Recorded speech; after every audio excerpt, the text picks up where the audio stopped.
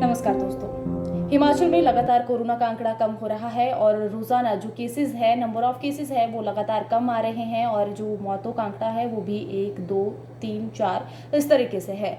तो दूसरी लहर लगातार कमजोर पड़ रही है, ये खुशी की बात है। और सरकार की ओर से पूरी तरह से हिमाचल प्रदेश में ढील दी गई है। सुबह 9 बजे से शाम 8 बजे तक दुकानें खोल दी गई है, तमाम तरह की ढील यहाँ पर दी गई है। और पर्यटकों को जो है खुला न्योता यहाँ पर दिया जा रहा है, उनका स्वागत किया जा रहा है। प्रदेश में बिना RT-PCR रिपोर्ट के उन्हें एंट्री दी जा रही है। हजारों की तादाद में जो है पर्यटक पहुंच रहे हैं। और अब तो कोविड-19 जो ई-पास जो चाहिए होता था, अब तो उसकी अनिवार्यता भी खत्म कर दी गई है। तो खुले तौर पर न्योता दिया जा रहा है पर्यटकों को।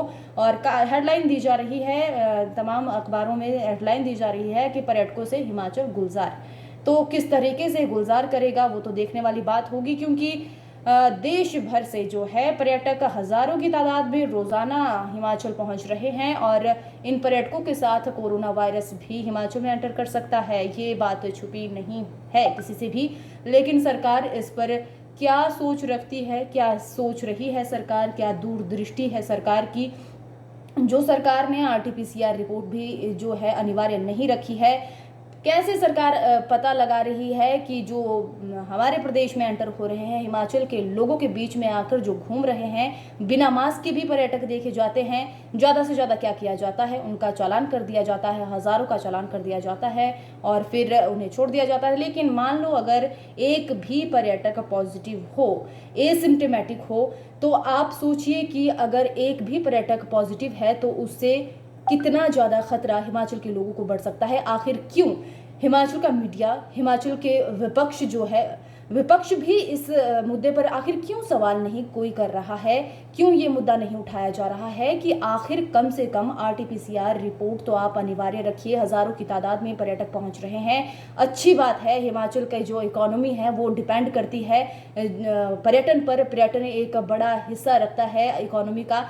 तो आखिर हिमाचल की इकोनॉमी क्या हिमाचल के लोगों की जान से ज़्यादा कीमती है?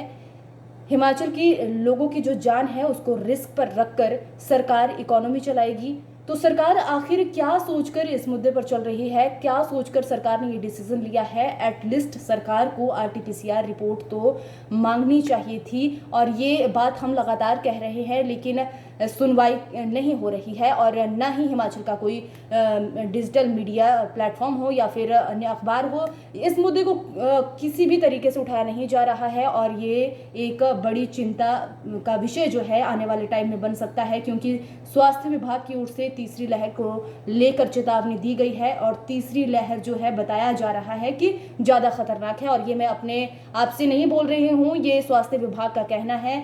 और आपको मैं एक बात साफ साफ कह दूं कि जो आज शुक्रवार को जो है केंद्र स्वास्थ्य मंत्रालय के मुताबिक जो है 8 राज्यों में जो है कोरोना का जो डेल्टा वेरिएंट है उसकी पुष्टि हो गई है। 8 राज्यों में डेल्टा वेरिएंट के जो पॉजिटिव मरीज मिल चुके हैं। और ये जो डेल्टा वेरिएंट है ये हरियाणा में भी पहुंच चुका है, तमिलनाडु में पहुंच चुका है, कर्नाटक में पहुंच चुका है और भी कई राज्य हैं, गुजरात है और ऐसे ही कई राज्य हैं जहां पर डेल्टा वेरिएंट के केसेस पाए गए हैं। और हिमाचल में भी इसको लेकर अलर्ट जारी कर दिया गया है।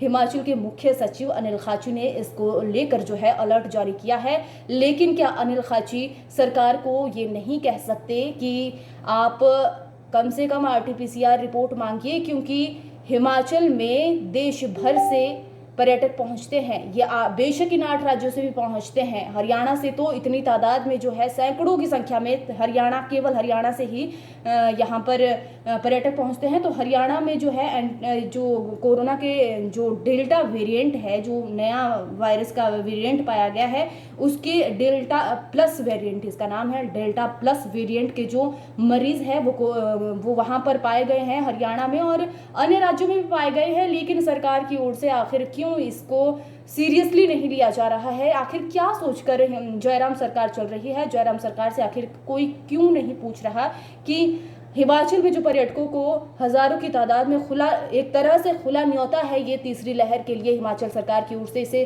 बेशक आप कह सकते हैं कि ये खुला न्योता है तीसरी लहर के लिए। सरकार के इसी फैसले से आप अंदाज़ा लगा सकते हैं कि सरकार हमारे बारे में कितना सोचती है, हिमाचल के लोगों के बारे में कितना सोचती है। और तमाम तरह की योजनाएं, घोषणाएं दूर की बात है, लेकिन सरकार हमारी जान के प्रति कितनी सीरियस है, सरकार का यही डिसीजन जो है बता देता है। लेकिन आप अपने स्वास्थ्य का खुद ध्यान रखिए और घरों में रहिए। और क्या कह सकते हैं, घरों में रहिए, मास्क पहनिए और सोशल डिस्टेंसिंग का आप ज़रूर पालन कीजिए, क्योंकि आपको पूछने वाला कोई नहीं है अगर आप पॉजिटिव हो गए तो। क्योंकि स्वास्थ्य व्यवस्थाएं जिस तरीके से हिमाचल प्रदेश में है, हिमाचल प्रदेश का क्या कहना है, पूरे देश में जिस तरह से स्वास्थ्य व्यवस्थाएं हैं उसको लेकर जो है आप सभी जानते हैं। जिस तरह के हालात कोरोना की पहली लहर, दूसरी लहर में देखे गए, अब हो सकता है तीसरी लहर आ जाए, तो कृपया करके अपना ध्यान रखें, आप स्वस्थ रहें, मस्त रहें।